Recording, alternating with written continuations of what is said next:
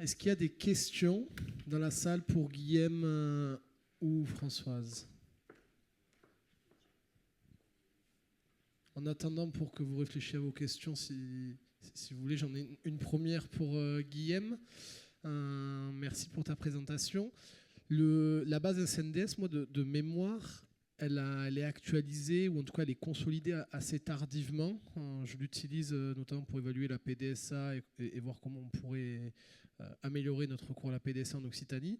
Mais j'ai ces données qu'un an plus tard. Est-ce que vous avez trouvé un moyen d'avoir les données de manière plus fraîche? Et si ce n'est pas le cas, est-ce que c'est une limite dans ce futur outil que tu es en train de nous préparer? Alors en termes de mise à jour des données, on se dit qu'à 6 mois, il y a 98% des données de facturation qui sont consolidées. C'est la réponse que je vais avoir comme ça. C'est peut-être c'est peut-être plus précis. Donc non, c'est une utilisation. On n'est pas sur du RPU temps réel. Ça, c'est certain. Et donc, on va plutôt avoir soit des données semestrielles, soit annuelles. Mais on va dire que dans la finalité de l'utilisation opérationnelle, qui reste encore à définir d'ailleurs, des indicateurs annuels suffisent probablement. Parce qu'on n'est pas sur un suivi temps réel de l'activité en ville comparé aux urgences. Donc à 6 mois, on est bon. Oui.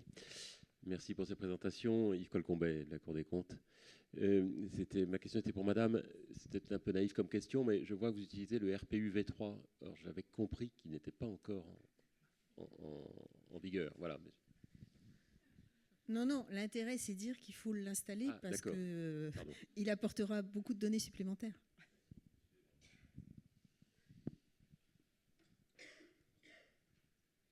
Guilhem, pardon.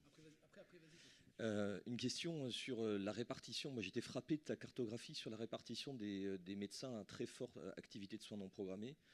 Alors, je ne sais pas si vous avez déjà croisé cette cartographie avec d'autres cartographies sur la densité de la population, sur la densité de la population médicale. Enfin, en tous les cas, on voit que la bordure PACA méditerranéenne est excessivement à forte densité. Alors, on voit également sur la région Rhône-Alpes, mais c'était plus sur de la traumatologie, si j'ai bien compris. Est-ce qu'il y a quelque chose qui explique ça aujourd'hui, surtout avec la connaissance que tu as de ta région? Alors, je pense qu'une des explications à cette répartition un petit peu particulière, c'est le constat, c'est qu'on repère bien les stations de ski. C'est pour reparler de la limite du proxy SNP actuel, c'est qu'il donne une forte part à la traumatologie. C'est-à-dire qu'on sous-estime les soins non programmés relatifs à des cystites, des gastro-entérites, des angines, etc. Donc, notamment sur les Alpes. C'était très foncé sur les Alpes.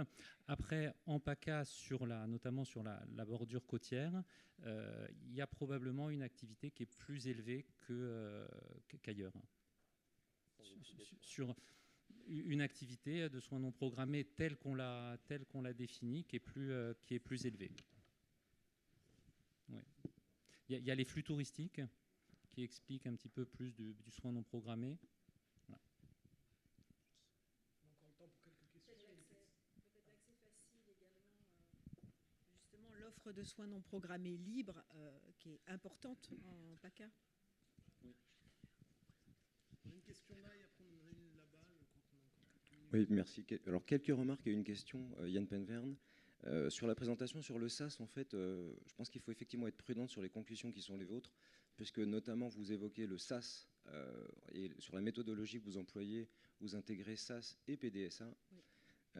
Concernant les départements, ils sont évidemment très différents dans leurs caractéristiques, vous l'avez dit.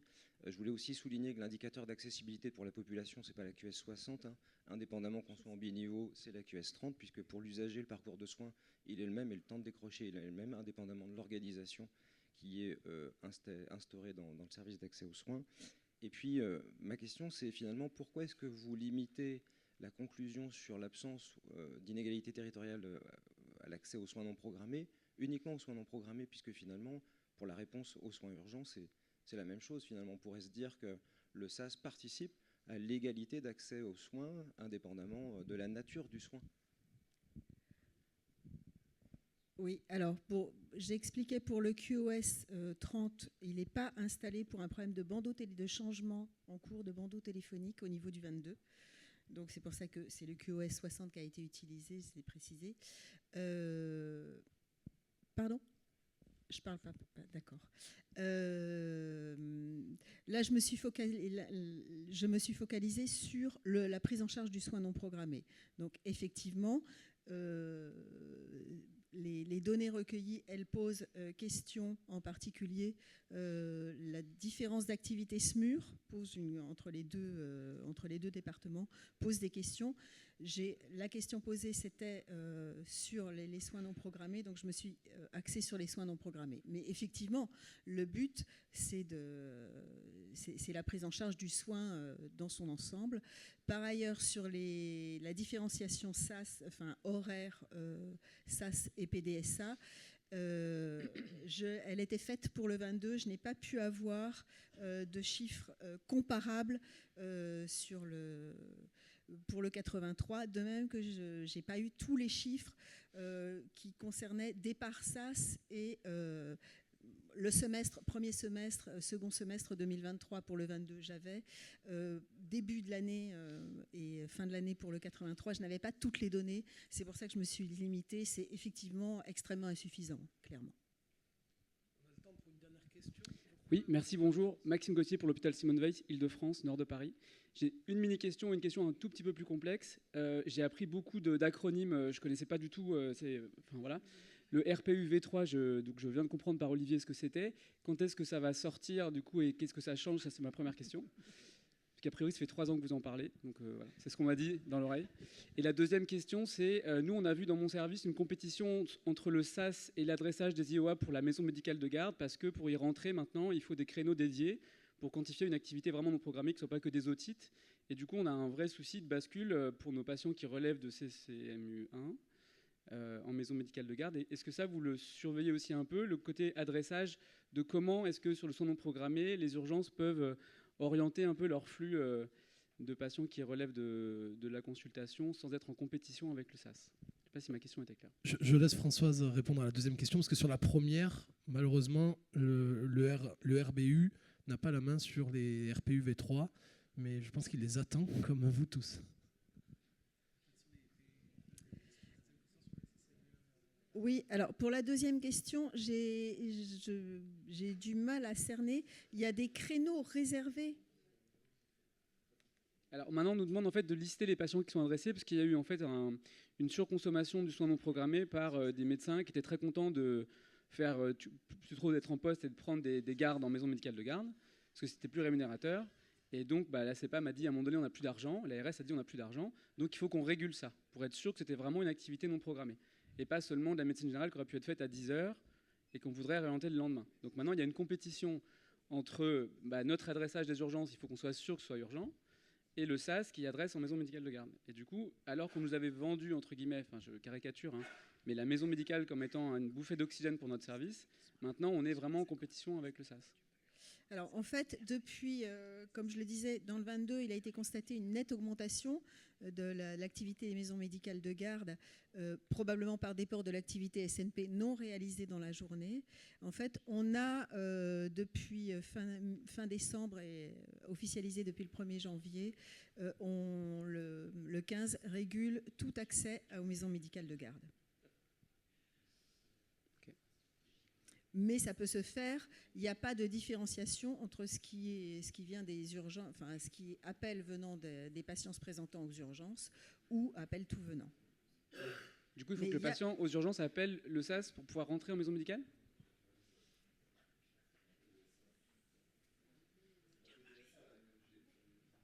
Oui, c'est de la PDSA, mais...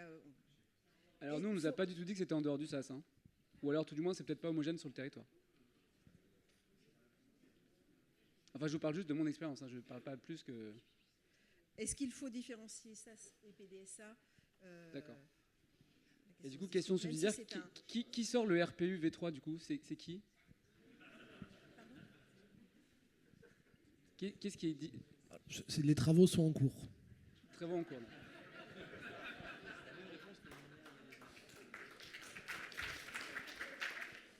Il y a une autre question. Désolé, docteur Gauthier. Le temps presse, il faut faire toutes les questions. Oui, bonjour, Maëva Delavaux. Moi, j'avais juste une question pour Guilhem.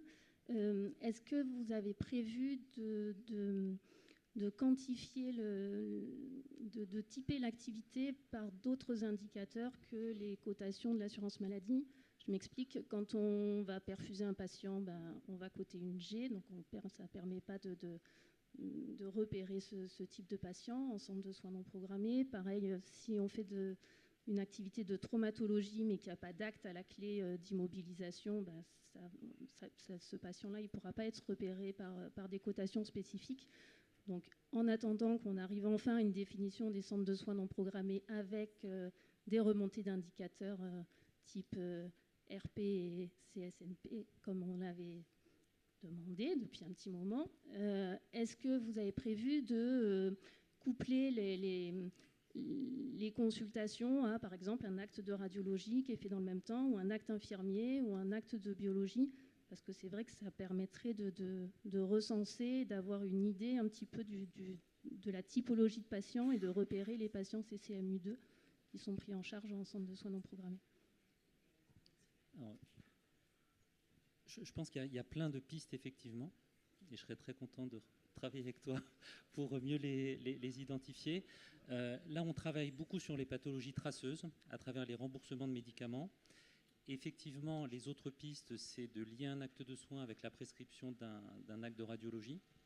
Il y a ça. Il y a effectivement dans le parcours du patient, un acte infirmier après, un acte de kiné, etc. Donc oui, il y a plein de pistes pour améliorer ça, parce qu'on sait qu'on n'est pas encore du tout parfait là-dessus. Et puis après, confronter probablement ce que j'ai appelé là, les points ressources avec la vraie vie. Est-ce que sur le territoire, on a commencé avec nos délégations départementales, est-ce que le point qu'on identifie à partir du SNDS, est-ce qu'il tombe en pleine campagne ou sur une crête des Alpes, ou ça tombe à un endroit sur une commune où il y a effectivement une ressource réelle disponible? Donc ça, c'est pour valider ces indicateurs, ça sera une piste intéressante. On a le temps pour une autre question? Oui, parfait. Ce n'est pas une question, c'est une réponse au RPV3. Je rappelle que la FEDORU est à la complète disposition du TITEL pour le RPV3, pour le RPIS, pour le RDR. Et puis, j'ai appris que tu comptais, je sais que tu comptes des pattes de loup. Je vous rappelle qu'on peut compter directement les loups, ça s'appelle le RPU LAC adressé au SNP. Et c'est pareil, on est prêt. Moi, j'ai une autre question. En attendant. Oui, non, c'est bon? Non, juste à Guilhem, c'était pour qu'il fasse quand même une petite explication sur le PRPV, le SCCD, parce que c'est bien les acronymes, mais tout le monde ne les connaît pas. En 5 minutes ou 3 quarts d'heure, 1 heure, 2 heures? Non, je m'en doute.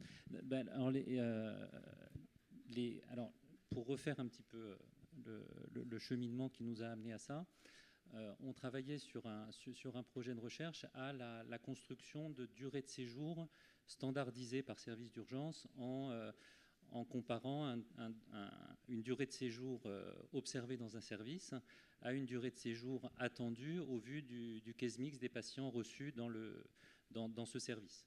Et une des limites qu'on avait identifiées, c'est qu'on n'avait pas de marqueurs fiables de complexité, et qu'en utilisant la CCMU, il y avait une hétérogénéité extrêmement importante pour évaluer ça, et notamment dans le cadre de la réforme du financement et de son intégration au financement, il y a eu des modifications et des augmentations des CCMU3, mais massives dans certains services. Donc on s'est dit, on va essayer de développer un indicateur pour nos modélisations de durée de séjour, et on a développé le score de complexité diagnostique, qui en fait associe à chaque diagnostic, en fonction d'un certain nombre de critères disponibles dans le RPU, une valeur entre 0 et 500. Ça marchait très bien pour standardiser les durées de séjour. C'était un déterminant extrêmement fort. Ça avait un fort pouvoir prédictif de la durée de séjour. Et à partir de ce score de complexité, on a eu, et notamment dans le cadre d'un projet de la DGOS sur l'outillage des ARS, on avait comme enjeu de rapporter des taux de recours aux urgences relevant potentiellement de la ville. Et donc, la question, elle est quand même extrêmement compliquée à partir des bases de données. Donc, on a mobilisé ce SCCD pour qualifier les PRPV. C'est-à-dire que les PRPV, un passage est PRPV s'il appartient aux 4 premiers déciles du SCCD. Alors ça devient un peu technique, mais donc du coup des SCCD relativement faibles avec d'autres critères comme quoi par exemple le patient il doit être non hospitalisé après son passage, etc. Alors c'est un seuil qui a été défini sur une expertise métier, notamment avec un groupe de travail de la FEDORU, et on s'était également appuyé sur une étude PACA qui avait relevé en 2017 dans 2 services d'urgence, est-ce que le patient relève potentiellement de la ville, pour identifier ce seuil du SCCD qui est le plus prédictif des PRPV. Et d'ailleurs, il y a une étude, si j'ai encore un peu de temps, il faut me dire si j'arrête, donc une des réelles questions, c'est la validation de ce score et du seuil de PRPV. Et dans ce sens, on a réalisé, enfin c'est en cours d'exploitation, une étude dans 8 services d'urgence de la région PACA où on posait la question aux soignants, est-ce que ce patient relevait de la médecine générale, mais à condition d'avoir une radio, enfin des choses un petit peu précises. Et sur cet échantillon de services, les PRPV tels que calculés avec notre algorithme, on va dire, on arrive autour de 32% de mémoire, et d'après les médecins, on arrive autour de 36%. Donc en termes de gros volume, on ne se trompe pas trop, mais redire encore une fois que ce n'est absolument pas pertinent au niveau individuel. C'est vraiment dans le cadre d'analyse rétrospective et macro. Par exemple, ça n'a rien à voir avec le tri. Parce que de toute façon, ça mobilise des données qu'on n'a pas à l'accueil. Donc c'est vraiment de façon rétrospective, macro, soit par territoire, parce que c'était l'enjeu premier, de définir des taux de recours aux urgences relevant potentiellement de la ville par territoire, donc, mais certainement pas d'un point de vue individuel. Voilà. Merci. Ce qu'on va proposer, on va modifier un peu notre organisation. On va proposer, comme Guillaume est toujours sur l'estrade, qu'il fasse sa présentation qui était prévue après la table ronde, en attendant la venue de notre ministre. Si ça te va, Guillaume. Merci à Françoise et Guillaume. Vous pouvez les applaudir.